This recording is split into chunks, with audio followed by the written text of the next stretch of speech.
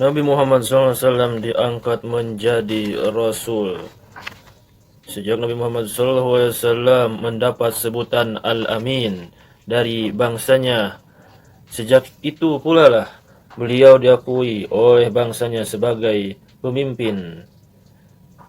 Tetapi ternyata tingkatan beliau bukan hanya sampai di situ, tetapi sampai diangkat menjadi Rasulullah SAW sebagai pemimpin umat manusia sedunia. Sebagai pemimpin yang dipercaya oleh bangsanya masa itu, menjelang umur 40 tahun Nabi Muhammad SAW lebih tampak kesuciannya, dan beliau sangat rajin datang ke Gua Hiro yang terletak di Bukit Nur, kurang lebih 2000 meter tingginya dari kota Mekah ke utara kira-kira 6 mil jauhnya. Gua Hiro itu beliau berkhalwat di Gua Hiro, yaitu berta'abud, beribadah, bersunyi diri, mengheningkan cipta, dan bertahanus, yaitu beribadah, artinya keluar dari dosa atau beribadat kepada Allah Subhanahu wa taala dengan tujuan menenangkan pikiran dan perasaan untuk mendapatkan kebenaran yang hakiki. Di Gua Hiro itu kadang-kadang sampai 10 hari 10 malam berturut-turut dengan membawa bekal baru dari Sayyidah Khadijah dengan semangat meluap yang penuh keikhlasan untuk mendapatkan petunjuk yang terang dari Allah Subhanahu wa taala. Demikianlah terus-menerus keadaannya berlangsung sampai berbulan-bulan hingga sempurnalah usianya 40 tahun, atau tepatnya usia 40 tahun 6 bulan 8 hari. Beliau menjadi Rasul, menjadi Nabi dan menjadi Rasul dengan menerima wahyu sebagai pertanda yang jelas bahwa Nabi Muhammad SAW diangkat menjadi Nabi dan Rasul. Beliau menerima wahyu dari Allah Subhanahu wa taala. Adapun yang disebut wahyu ialah wahyu itu suatu makrifat, ilmu pengetahuan, ilmullah, yang diperoleh seseorang dengan keyakinan bahwa makrifat itu suatu karunia dari Tuhan seluruh sekalian alam, didapat dengan perantaraan pendengaran atau lainnya, atau tidak dengan perantaraan. Wahyu yang diterima oleh Nabi Muhammad SAW kadang-kadang berupa mimpi, berupa suara yang terang, dan juga menyerupai bunyi kelinting atau kadang-kadang semacam bunyi lonceng. Wahyu yang pertama, hampir seluruh wahyu yang diterima oleh Rasulullah SAW dengan perantaraan malaikat Jibril. Wahyu yang pertama yang diturunkan kepada Nabi Muhammad SAW di hari Senin tanggal 17 Ramadan tahun 41 Fil 13 sebelum Hijriah, bertepatan dengan tanggal 16 Februari 610 Masehi. Pada saat itulah datanglah malaikat Jibril kepada Nabi Muhammad SAW. Ketika itu beliau sedang di Gua Hiro yang terletak di Bukit Nur yang berlangsung sudah 6 bulan lamanya, di mana beliau menerima wahyu yang pertama. Saat itu Nabi Muhammad SAW sedang tidur nyenyak, didatangi malaikat yang menakutkan dengan berkata, "Abshir ya Muhammad, ana Jibril wa anta Rasulullah ila hadhil ummah." Gembiralah ya Rasulullah, gembiralah ya Muhammad, saya Jibril dan engkau adalah Rasulullah kepada umat ini. Orang itu membentangkan kain bertulis dan memerintahkan agar Nabi Muhammad SAW membaca. "Iqra, bacalah olehmu ya Muhammad." Dengan terperanjat Nabi Muhammad SAW menjawab, "Ma'ana biqari'in, saya tidak dapat membaca." Orang itu memeluknya dengan sekeras-kerasnya, terus dilepaskan seraya berkata, "Bacalah olehmu yang Muhammad." Kemudian Nabi juga menjawab, "Saya tidak dapat membaca." Orang itu memeluknya lagi dengan sekeras-kerasnya hingga nafas seraya putus, terus dilepaskan dan berkata, "Bacalah olehmu ya Muhammad." Beliau menjawab, "Saya tidak dapat membaca."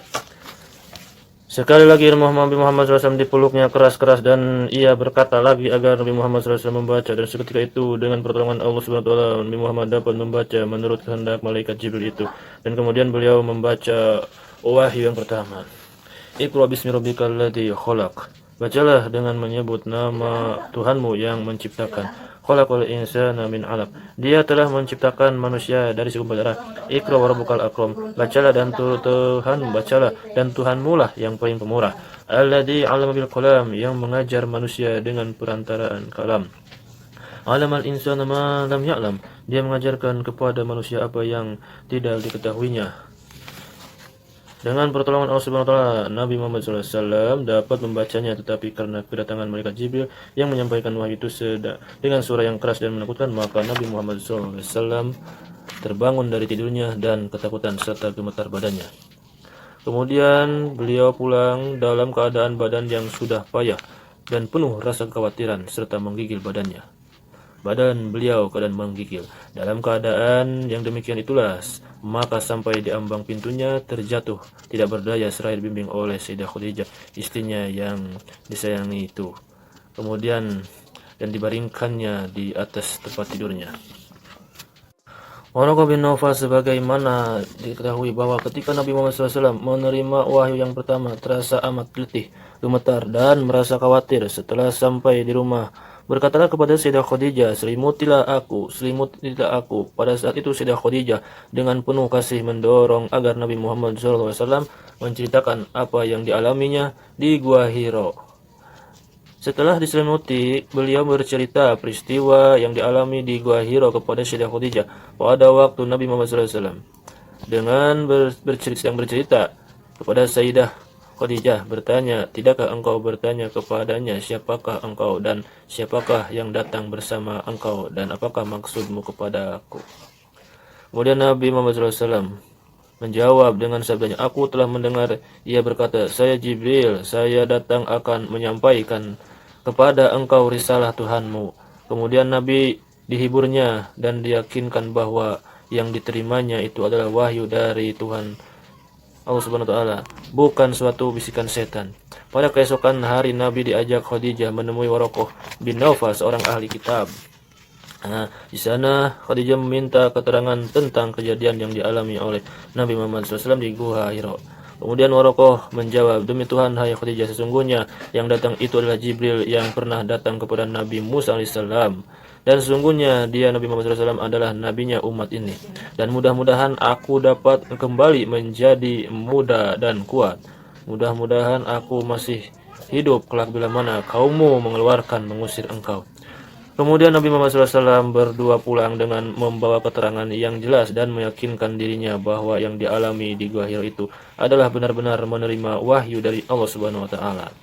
Turunnya wahyu berikutnya. Sesudah kejadian turunnya wahyu yang pertama, Nabi Muhammad SAW pernah menjumpai malaikat yang pernah dilihatnya di Gua Hiro dahulu. Dan saat itu mendengar suara dari atas yang berbunyi, ya Muhammad, engkau itu utusan Allah yang benar. Seruan tersebut merupakan isyarat bahwa Nabi Muhammad SAW itu sebagai Rasulullah SAW. Setelah berselang beberapa waktu dari wahyu pertama, turunlah wahyu kedua yang termaktub dalam surat Ad-Duha yang isinya menyatakan bahwa Tuhan tidak akan memutuskan wahyu kepada Nabi Muhammad SAW dan menyatakan bahwa akhirat itu lebih baik daripada dunia. Dan ganjaran yang sempurna diberikan oleh Allah Subhanahu wa taala. Bunyi lengkapnya wahyu kedua dalam arti bahasa Indonesianya, Tuhanmu tidak membuangmu dan tidak marah, dan sesungguhnya kesudahan itu lebih baik bagimu daripada permulaan. Quran surat Ad-Duha ayat 3-4.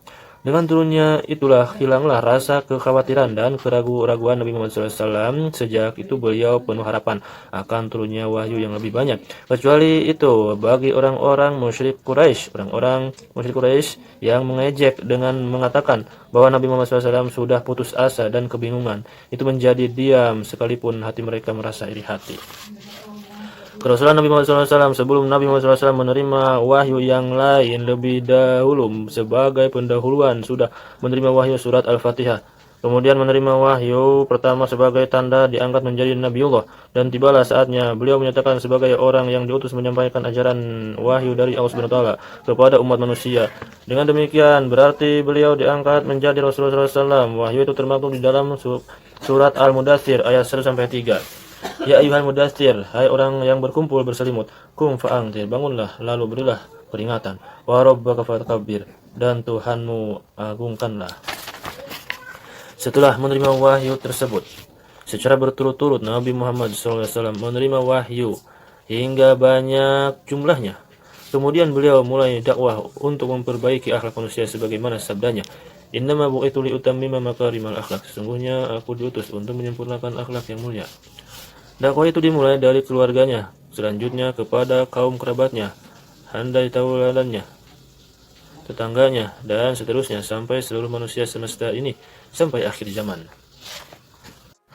Dari Aisyah radhiyallahu anha bahwasanya Harits bin Hisham radhiyallahu anhu kepadanya bertanya kepada Rasulullah SAW, wahai Rasulullah SAW, bagaimanakah datangnya wahyu kepada engkau? Rasulullah SAW menjawab, kadang-kadang wahyu itu datang kepadaku bagaikan gemerincingnya lonceng, dan itulah yang paling berat atasku. Lalu terputus daripadaku, dan saya telah hafal daripadanya tentang apa yang dikatakan.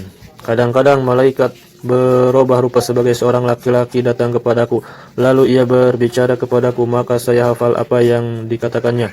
Aisyah radhiyallahu an berkata, sungguh saya tidak melihat beliau ketika turun wahyu kepada beliau di hari yang sangat dingin dan wahyu itu terputus, lalu beliau sedang dahi beliau mengalir keringat. Dari Aisyah, ibu orang-orang mukmin radhiyallahu an berkata, yang paling pertama dari wahyu kepada beliau adalah mimpi yang baik di dalam tidur. Beliau hanya melihat seperti sinar subuh, kemudian beliau gemar bersembunyi.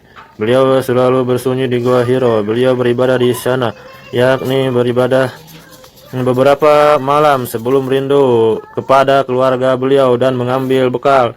Untuk itu kemudian beliau pulang kepada Khadijah. Ia mengambil bekal seperti biasanya sehingga kebenaran datang kepada beliau ketika beliau ada di Gua Hiro. Datanglah malaikat seraya berkata, bacalah. Beliau bersabda, sungguh saya tidak dapat membaca. Ia mengambil dan mendekap saya sehingga saya lelah. Kemudian ia melepaskan saya, lalu ia berkata, bacalah. Maka saya berkata, sungguh saya tidak dapat membaca. Lalu ia mengambil dan mendekap saya yang ketiga kalinya, kemudian ia melepaskan saya, lalu membacakan, Iqra bismi rabbikal ladzi khalaq, khalaqal insana min 'alaq, Iqra warabbukal akram. Bacalah dengan nama Tuhanmu yang menjadikan manusia dari segumpal darah. Bacalah dan nama Tuhanmu yang pemurah yang mengajar dengan kolam. Lalu Rasulullah SAW pulang dengan ayat itu seraya goncang hati beliau. Terus masuk pada Sayyidah Khadijah binti Khuwailid. Lantas beliau bersabda, selimutilah saya. Maka mereka menyelimuti beliau sehingga keterkejutan beliau bersabda dan menceritakan cerita itu kepada Sayyidah Khadijah. Sungguh saya takut atas diriku. Lalu Sayyidah Khadijah berkata, janganlah, demi Allah, Allah tidak menyusahkan engkau selamanya, karena engkau menyambung persaudaraan, menanggung beban, mengusahakan orang yang tidak punya, memuliakan tamu, dan menolong penegak kebenaran. Lalu Sayyidah Khadijah bersama beliau pergi sehingga ia membawa beliau pada Waraqah bin Naufal bin Asad bin Abdul Uzza bin Faman Khadijah. Ia seorang yang memeluk agama Nasrani pada zaman jahiliyah. Ia dapat menulis tulisan Ibrani dan ia menulis Injil akan apa-apa yang dikehendaki Allah Subhanahu wa taala untuk ditulisnya. Ia seorang yang sudah sangat tua dan telah buta. Sayyidah Khadijah berkata, wahai putra pamanku, dengarkanlah putra saudaramu. Lalu Waraqah berkata kepada beliau, wahai putra saudaraku, apakah yang engkau lihat? Lantas Rasulullah SAW menceritakan kepadanya cerita apa yang beliau lihat. Lalu Waraqah berkata kepada beliau, ini adalah wahyu yang diturunkan oleh Allah Subhanahu wa taala kepada Nabi Musa AS. Wahai, sekiranya saya masih muda, sekiranya saya masih hidup ketika kaummu mengusirmu. Lalu Rasulullah SAW bersabda, apakah mereka akan mengusir saya? Ia berkata, ya, belum pernah datang seorang laki-laki yang membawa seperti apa yang engkau bawa kecuali ia diberi kebaikan. Jika saya menjumpai masamu, maka saya menolongmu dengan pertolongan yang tangguh. Tidak lama kemudian Waraqah meninggal dan wahyu pun fatrah bersela. Dari Jabir bin Abdullah radhiyallahu anhu, di mana beliau menceritakan tentang fatratul wahyu, masa kekosongan wahyu. Dalam cerita itu beliau bersabda, ketika saya berjalan, tiba-tiba saya mendengar suara dari langit. Lalu saya mengangkat kepala saya, tiba-tiba ada malaikat yang datang kepada saya di Gua Hiro, sedang duduk di kursi antara langit dan bumi. Saya takut terhadapnya. Lalu saya pulang dan berkata, selimutilah saya, dan Allah Subhanahu wa taala menurunkan surat Ya ayyuhal mudaththir qum fa'anzir wa rabbaka fakabbir wa thiyabaka fatahhir wa rujza fahjur. Hai orang yang berselimut, bangunlah, lalu berilah peringatan, dan Tuhanmu hendaklah kamu agungkan, dan pakaianmu hendaklah kamu bersihkan, dan perbuatan dosa hendaklah kamu tinggalkan. Dari Ibnu Abbas radhiyallahu an tentang firman Allah Subhanahu wa taala, la tuharrik lisanaka litajala bih. Janganlah kamu gerakan lidahmu untuk membaca Al-Qur'an karena hendak cepat-cepat menguasainya. Ia berkata, Rasulullah SAW selalu memperlakukannya pada turunnya wahyu dengan kuatnya. Beliau selalu menggerak-gerakan kedua bibir beliau. Lalu Ibnu Abbas berkata, dan saya pun menggerak-gerakan dua bibir sebagaimana Rasulullah SAW menggerak-gerakannya. Maka Allah Subhanahu wa taala Subhanahu yang maha mulia dan maha perkasa menurunkan, la tuharrik lisanaka litajala bihi inna alaina jam'ahu wa qur'ana. Janganlah kamu gerak-gerakan lidahmu untuk membaca Al-Quran karena hendak cepat-cepat menguasainya. Sesungguhnya atas tanggungan kamilah mengumpulkannya di dadamu dan membuat pandai membacanya. Ia berkata, Allah Subhanahu wa taala mengumpulkan Al-Quran kepadamu di dadamu dan membacanya. Fa idza qara'nahu fattabi' qur'ana. Apabila kami telah selesai membacakannya, maka ikutilah bacaannya itu. Ia berkata, dengarkan dan perhatikanlah, kemudian tumma inna alaina bayanahu. Kemudian atas tanggungan kamilah penjelasannya. Kemudian kewajiban kamilah untuk membacakannya. Sesudah itu apabila Jibril datang kepada Rasulullah SAW, maka beliau mendengarkan apabila Jibril telah pergi, maka Nabi Muhammad SAW membaca wahyu sebagaimana Jibril membacanya.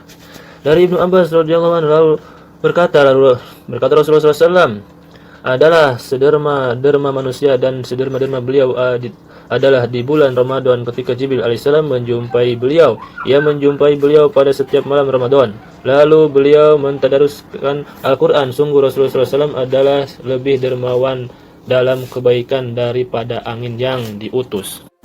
Perbedaan kerasulan Nabi Muhammad SAW dengan rasul-rasul sebelumnya sudah kita maklumi bersama bahwa Rasulullah SAW itu ada 25 orang. Yang pertama Nabi Adam AS, sedang usia terakhir adalah Nabi Muhammad SAW, karena 25 orang itu utusan Allah semua. Maka antara Rasulullah SAW dengan rasul-rasul yang lain itu secara umum pasti ada persamaan dalam tugas dari Allah Subhanahu wa taala, di samping ada perbedaannya juga. Persamaan dengan Rasul sebelumnya, ada kesamaan tugas antara Rasul yang satu dengan yang lain. Tugas-tugas sama itu antara lain bahwa Rasulullah SAW menyampaikan, memberikan ajaran tauhid agar manusia percaya adanya Allah dan Rasulnya, adanya hari akhir, surga dan neraka, menyampaikan kabar gembira, pahala, dan kabar buruk, adanya siksa, menyampaikan ajaran akhlak yang mulia, sikap dan budi pekerti yang baik, menyampaikan ajaran agar manusia tahu akan beribadah kepada Allah dan melakukan pergaulan baik terhadap sesama hidup di dunia, memberikan peringatan agar manusia jangan musyrik, jangan berdusta, jangan berkhianat, jangan menipu, dan jangan melakukan perbuatan lain yang keji-keji. Oleh karena ada kesamaan-kesamaan itu, maka ajaran semua para rasul yang terdahulu sebelum Nabi Muhammad SAW itu datangnya juga dari Allah. Oleh sebab itu seluruh umat Nabi Muhammad SAW diwajibkan meyakini antara 25 orang rasul beserta ajarannya. Arti firman Allah Subhanahu wa taala dalam surat Al-Baqarah ayat 136. Katakanlah, kami beriman kepada Allah dan kepada apa yang diturunkan kepada kami Al-Quran, dan kepada apa yang diturunkan kepada Nabi Ibrahim, Ismail, Ishak, Yakub dan anak cucunya, dan kepada apa yang diturunkan kepada Musa, Taurat, dan Isa, itu Injil, dan kepada apa yang diturunkan kepada semua nabi-nabi dari Tuhan mereka. Kami tidak membedakan antara seorang dari mereka, dan kepadanya Allah lah kami berserah, kepada Allah kami berserah diri. Berdasarkan ayat tersebut jelas bahwa kita adanya kesamaan tugas dari para rasul, bahwa dalam surat Al-Hajj ayat 78 Nabi Ibrahim AS dengan tegas menamai para pengikutnya adalah muslimin, orang Islam. Jadi ajaran Nabi Ibrahim AS itu merupakan pokok-pokok ajaran Islam. Hal ini pun menunjukkan adanya kesamaan tugas kerasulan. Perbedaan dengan Rasul sebelumnya, di samping adanya kesamaan tugas-tugas pokok, banyak juga perbedaan kerasulan Nabi Muhammad SAW dengan Rasul-Rasul sebelumnya. Menurut Syekh Ahmad Khatib, seorang guru besar di Masjidil Haram, bahwa perbedaan utama antara Nabi Muhammad SAW dengan Rasul yang terdahulu itu terletak pada asmar risalat dan risalat tertinggi Nabi Muhammad SAW. Dalam hal ini dapat kita kemukakan beberapa penegasan Allah SWT dan menegaskan Rasulullah SAW. Kesempurnaan agama Islam dan risalah yang dibawa oleh Rasulullah SAW merupakan agama yang risalah yang telah disempurnakan serta terjaga kebenaran dan kemurniannya. Hal itu telah ditegaskan oleh Allah Subhanahu wa taala. Ialah Allah lah yang sudah mengutus akan Rasulnya Muhammad dan memberi petunjuk dan agama yang hak benar untuk mengatasi mengalahkan agamanya seluruhnya, sekalipun akan mendapat tantangan orang-orang musyrik. Quran surat At-Taubah ayat 3. Hari ini telah aku sempurnakan bagimu akan agamamu dan sudah aku lengkapkan bagimu akan nikmatku sehingga aku ridho Islam menjadi agamamu. Kami yang menurunkan ajaran ini Islam dan kami pula yang akan menjaganya. Quran surat Al-Hijr ayat 9. Demikianlah kita mengerti dengan jelas bahwa agama dan risalah yang dibawa oleh para nabi dan rasul yang terdahulu itu penyempurnaannya pada masa kerasulan Nabi Muhammad SAW.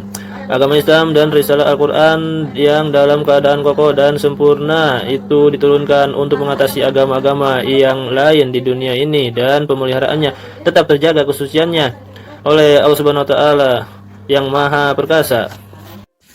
Kelebihan kerasulan Nabi Muhammad SAW. Sungguh-sungguh Nabi Muhammad SAW itu memiliki kelebihan daripada Rasul yang terdahulu. Namun demikian beliau tidak mau diistimewakan dan tidak mau dipuji-puji sebagaimana sabdanya yang artinya, janganlah kamu mengistimewakan saya atas Nabi Musa. Janganlah kamu memuja-muja akan saya sebagai orang-orang Nasara memuja-muja anak Maryam. Saya adalah hamba, maka panggillah akan daku hamba Allah. Kelebihan atau perbedaan kerasulan Nabi Muhammad SAW dengan para rasul pendahulunya dapat kita ketahui pada penegasan Allah Subhanahu wa taala dalam firman-Nya yang sabda Nabi Muhammad SAW sendiri. Sabda Rasulullah SAW artinya, Nabi sebelumku diutus khusus untuk kaumnya, tetapi aku diutus untuk manusia seluruhnya. Firman Allah Subhanahu wa taala artinya, tidaklah kami mengutus engkau melainkan untuk seluruh manusia sebagai pembawa khabar gembira dan ancaman. Quran surat Saba ayat 28. Katakanlah hai manusia, sesungguhnya aku adalah utusan Allah kepada kamu seluruhnya. Quran surat Al-A'raf ayat 158. Dan tidaklah kami utus engkau kecuali sebagai rahmat bagi seluruh alam. Quran surat Al-Anbiya ayat 107. Sabda Nabi Muhammad SAW dan penegasan firman Allah Subhanahu wa taala itu menunjukkan kepada kita umat manusia bahwa kerasulan Nabi Muhammad SAW itu untuk memberi petunjuk seluruh umat manusia di dunia ini, sedang para rasul sebelumnya itu diutus untuk umatnya sendiri atau kaum di negerinya sepertinya. Nabi Nuh AS diutus untuk kaum Nuh, Nabi Hud AS diutus untuk kaum Ad, Nabi Saleh AS diutus untuk kaum Samud, Nabi Yakub AS diutus untuk kaum Kan'an, Nabi Syu'aib AS diutus untuk kaum di Madian, Nabi Musa AS diutus untuk kaum Bani Israel. Dalam firman yang lain, Allah Subhanahu wa taala menegaskan bahwa secara de facto menurut apa yang kita lihat, Nabi Muhammad SAW lahirnya di dunia ini terakhir dari para rasul yang terdahulu. Tetapi secara de jure resminya Nabi Muhammad SAW itu kerasulannya diangkat sebelum terciptanya Nabi Adam AS. Hal itu berdasarkan sabda Rasulullah SAW yang artinya, saya sudah jadi Nabi sedang Adam masih antara tanah dan air. Allah Subhanahu wa taala membebankan sebuah janji atas semua nabi-nabi yang lahir sebelum Nabi Muhammad SAW bahwa mereka harus mengamanatkan kepada setiap pengikutnya agar mereka mengimani akan kerasulan Nabi Muhammad SAW dan menolongnya. Dan janji itu sudah dilaksanakan oleh nabi-nabi dan rasul-rasul seperti yang dikatakan oleh Nabi Isa AS kepada bangsa Bani Israel. hak memberi syafaat pembelaan dan memberi minuman pada hari kebangkitan. Rasulullah SAW mendapat hak memberi syafaat pembelaan dan memberi minum kepada manusia yang sedang dahaga dari sumber Al-Kautsar pada hari kebangkitan Yaumul Ba'ats. Sedang para rasul pendahulunya seluruhnya tidak sanggup memberinya karena mereka merasa sudah mempunyai celah terhadap Tuhan. Dengan syafaat Rasulullah SAW itu, Tuhan menyanggupi akan memasukkan ke dalam surga sebagian umat manusia dengan tidak usah dihisab. Mereka akan langsung masuk surga melalui pintu kanan, sedang yang lain masuk melalui pintu surga sebelah kiri. Kecuali itu, Rasulullah SAW besok pada hari kebangkitan menyanggupi memberikan air dari sumber Al-Kautsar yang sangat luas dan sangat lezat cita rasanya. Air itu diberikan kepada umat manusia yang sedang dahaga dan yang berciri warna putih cemerlang bekas dari wudunya sewaktu di dunia yang tidak dimiliki oleh umat lainnya. Salawat kepada Nabi Muhammad SAW. Perbedaan yang lain kerasulan antara Nabi Muhammad SAW dengan Rasul-Rasul pendahulunya ialah kehormatan yang diberikan oleh Allah dan para malaikat untuk bersalawat, yang berarti memberikan rahmat dan senang kepada Rasulullah SAW, dan memerintahkan kepada para mukmin untuk bersalawat juga. Firman Allah Subhanahu wa taala yang artinya, sesungguhnya Allah dan malaikat-malaikatnya bersalawat atas Nabi. Hai orang-orang yang beriman, bersalawatlah atasnya dan ucapkanlah salam baginya sungguh-sungguh. Bersalawat itu merupakan kehormatan yang paling membahagiakan bagi kerasulan Nabi Muhammad SAW.